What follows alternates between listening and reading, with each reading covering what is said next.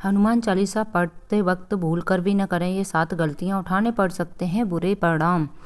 भक्त बजरंगबली को प्रसन्न करने के लिए अधिकतर लोग हनुमान चालीसा का पाठ करते हैं। विशेषकर मंगलवार के दिन हनुमान चालीसा के पाठ करने से मनचाहा फल प्राप्त होता है। हनुमान चालीसा के लिए किसी खास नियम की आवश्यकता नहीं होती है, लेकिन कुछ छोटी छोटी बातों का ध्यान रखना जरूरी होता है। हिंदू धर्म के अनुसार हनुमान की पूजा से शुभ फलों की प्राप्ति होती है। ऐसा माना जाता है कि उनकी पूजा से लोगों की समस्त मनोकामनाओं की पूर्ति होती है और शुभ फलों की प्राप्ति होती है।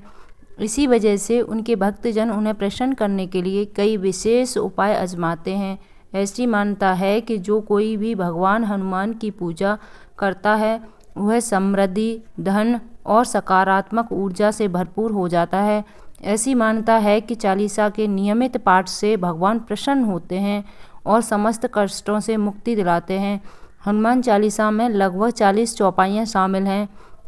ऐसी मान्यता है कि यदि कोई व्यक्ति हनुमान चालीसा का पाठ करते समय सभी नियमों का पालन नहीं करता है तो उसे पूजा का पूर्ण फल नहीं मिल पाता है।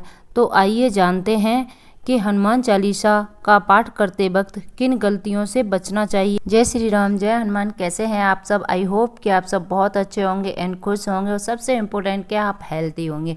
अगर आप मेरे चैनल पर पहली बार आए हैं तो लाइक, शेयर, सब्सक्राइब जरूर कर लीजिएगा और आने वाली वीडियो का नोटिफिकेशन पाना चाहते हैं तो बेल आइकन को प्रेस जरूर कर दीजिएगा।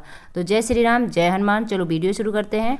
तो किसी बीच की चौपाई से पाठ शुरू करना। ज्योतिष मान्यताओं के अनुसार जब कोई व्यक्ति सही तरीके से हनुमान चालीसा का जाप करता है तो उसे बहुत लाभ होता है। वही आपको कभी भी चालीसा का पाठ बीच की किसी चौपाई से नहीं करना चाहिए। यदि आप हनुमान चालीसा पढ़ने जा रहे हैं तो इसे एक साथ पूरा क्रमबद्ध तरीके से पढ़कर ही उस स्थान से उठना चाहिए। कभी भी बीच की किसी चौपाई से पाठ शुरू न करें। कोई भी पाठ अगर आप कर रहे हैं तो उसे सच्चे मन से करना चाहिए, अन्यथा पाठ करने का फल कभी नहीं मिलता। नेक्स्ट नंबर है साफ तन और मन से पाठ करना। ऐसा माना जाता है कि यदि आप घर में हनुमान चालीसा का पाठ करते हैं तो हमेशा शुद्ध तन और मन से मंदिर में दीपक प्रज्वलित करके हनुमान जी का ध्यान करते हुए पाठ करें। नेक्स्ट नंबर आता है तामसिक भोजन और मदिरा का सेवन न करें। यदि आप हनुमान चालीसा का पाठ करते हैं तो सुनिश्चित करें कि आपको भूलकर भी तामसिक भोजन या मदिरा का सेवन नहीं करना चाहिए। ऐसा करने से आप हनुमान जी को क्रोध का पात्र बन सकते हैं। हनुमान जी बाल ब्रह्मचारी हैं और हमेशा मांसाहारी चीज़ों और शराब के सेवन से दूर ही रहना चाहिए, तभी आपको पूजा का फल प्राप्त होगा, अन्यथा पूजा का फल प्राप्त नहीं होगा।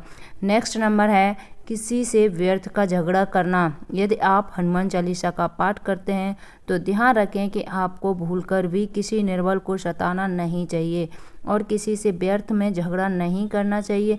यदि आप भी हनुमान चालीसा का पाठ करते हैं तो ध्यान रखें कि आपको किसी का भी अपमान नहीं करना चाहिए और किसी के लिए भी अपशब्दों का प्रयोग नहीं करना चाहिए। आप अगर हनुमान चालीसा का पाठ करते हैं तो आपको गरीबों को भी नहीं सताना चाहिए, बल्कि गरीबों की सहायता करनी चाहिए। नेक्स्ट नंबर आता है जीवन साथी को छोड़कर किसी अन्य रिश्ते में बंधना। यदि आप विवाहित हैं और हनुमान चालीसा का पाठ करते हैं तो आपको जीवन साथी के अलावा किसी और से रिश्ते जोड़ने की बात नहीं सोचनी चाहिए। ऐसा करने वाले को कभी भी हनुमान चालीसा के शुभ फल नहीं मिलते हैं। किसी विवाहित पुरुष को किसी अन्य पराई स्त्री से संबंध नहीं रखना चाहिए। अगर कोई स्त्री भी हनुमान चालीसा का नियमित रूप से पाठ करती है तो उसे स्त्री को भी अपने पति के अलावा किसी अन्य पुरुष से संबंध नहीं रखना चाहिए।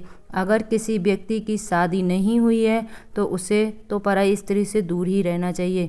यदि कोई व्यक्ति हनुमान चालीसा का पाठ करता है तो उसे इस बात का ध्यान जरूर रखना चाहिए। अब नेक्स्ट नंबर आता है गरीबों और जानवरों को सताना नहीं चाहिए। यदि आप घर की समृद्धि के लिए हनुमान चालीसा का पाठ करती हैं तो भूलकर भी किसी जानवर और गरीब को न सताएं। ऐसा करने से पूजा का फल नहीं मिलता है और घर में दुख बने रहते हैं। घर में नकारात्मक ऊर्जा का वास हो जाता है और घर से सुख समृद्धि हमेशा के लिए चली जाती है।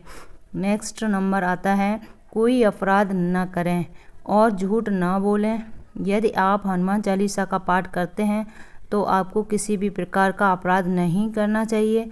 आपको किसी के साथ छल कपट करने से भी बचना चाहिए और झूठ नहीं बोलना चाहिए। अगर आपके मन में किसी के प्रति मतलब छल कपट और द्वेष है तो इससे आपको पूजा का फल कभी नहीं मिलेगा। अब नेक्स्ट नंबर है, हनुमान चालीसा पढ़ने में जल्दबाजी न करें। जब आप हनुमान चालीसा का पाठ करते हैं तब आपको कभी भी जल्दबाजी नहीं करनी चाहिए और कभी भी इसके किसी श्लोक का उच्चारण गलत तरीके से नहीं करना चाहिए। इसका पाठ हमेशा धैर्यपूर्वक करना चाहिए। ठीक है, अब नेक्स्ट नंबर आता है, राम नाम के लिए बिना न करें शुरुआत। मतलब आपको जब भी हनुमान चालीसा का पाठ शुरू करें तो राम नाम का जाप जरूर करें। सभी इस बात से परिचित हैं कि हनुमान राम जी के परम भक्त हैं, इसलिए भगवान राम के नाम के लिए बिना हनुमान चालीसा की शुरुआत न करें, वरना आप इसके फल से वंचित रह जाएंगे। नेक्स्ट नंबर है, तन और मन रखें साफ। हनुमान जी और उनके इष्ट श्री राम के चित्र की स्थापना करें। उसके बाद उनके समक्ष जल से भरा पत्र रखें। कम से कम 3 बार से लेकर 108 बार तक चालीसा का पाठ करें। घर में हनुमान चालीसा का पाठ करते समय तन और मन दोनों साफ होना बेहद ज़रूरी है। नेक्स्ट है, मन में न लाएं अनुचित ख्याल। हनुमान चालीसा का पाठ करते समय मन में किसी प्रकार का अनुचित ख्याल नहीं आना चाहिए। प्रयास करें कि चालीसा पाठ का समय रोज़ एक ही हो। विशेष दिशाओं में यात्रा तथा सोते समय भी चालीसा का पाठ कर सकते हैं।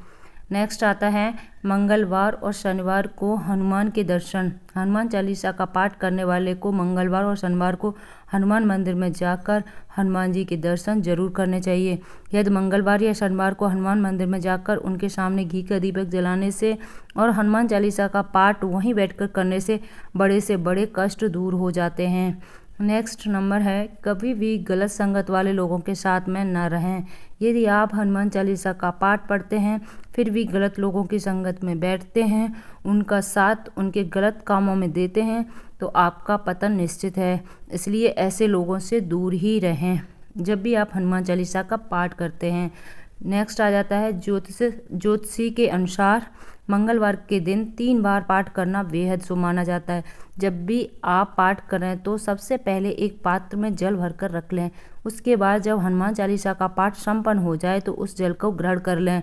इससे आपको लाभ तो मिलेगा ही, साथ ही हनुमान जी भी जमकर अपनी कृपा बरसाएंगे। नेक्स्ट आता है, सूतक काल। परिवार में जब किसी इंसान की मौत हो जाती है तो वहाँ सूतक काल मान रहता है। जब तक ये सूतक काल रहता है तब तक हमें हनुमान सहित किसी अन्य देवी देवताओं की पूजा नहीं करनी चाहिए। इस दौरान मंदिर में भी प्रवेश न करें। इस चीज़ का आपको ध्यान रखना। Thank you for watching. जय श्री राम, जय हनुमान।